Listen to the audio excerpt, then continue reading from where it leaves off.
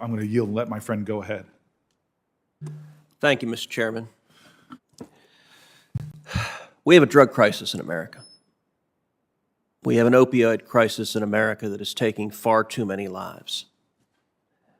And unfortunately, this drug crisis is getting worse with the open border policies of Joe Biden and Kamala Harris.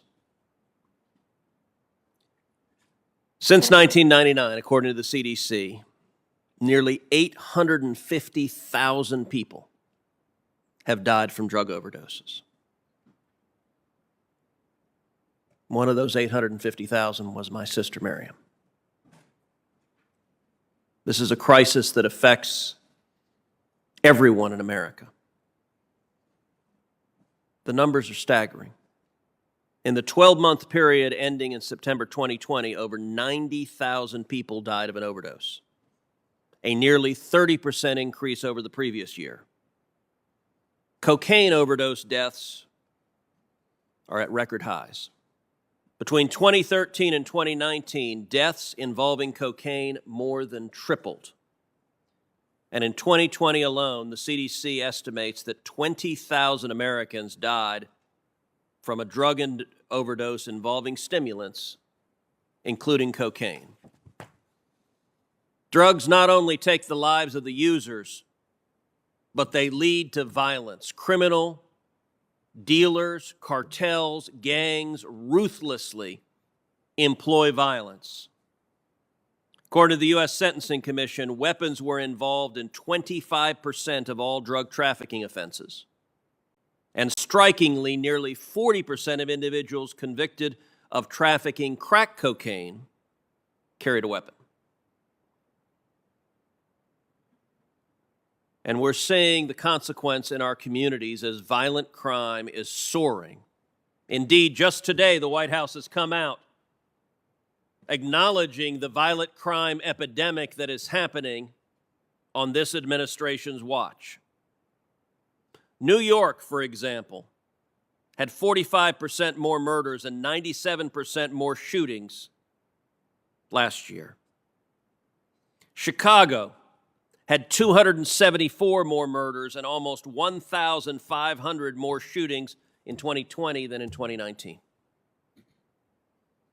Fentanyl seizures this year are up 264% over last year.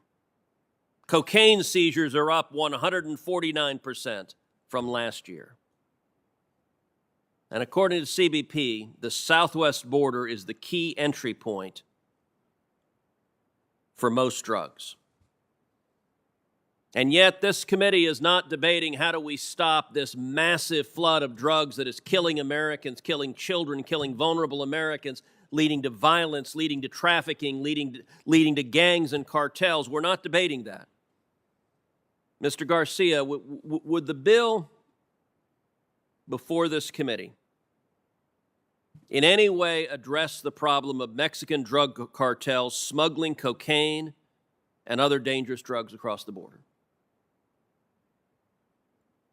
Not that I can think of, Senator.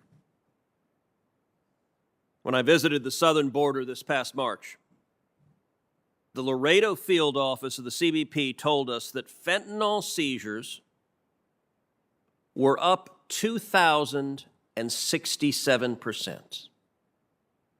Cocaine seizures were up 187% over the previous month. Mr. Garcia, do you agree that the current situation at the border makes it easier for Mexican drug cartels to smuggle illegal drugs like cocaine into the country? We believe that the current situation at the border and how it is tied up our partners in the Border Patrol primarily has opened the door for those cartels to increase their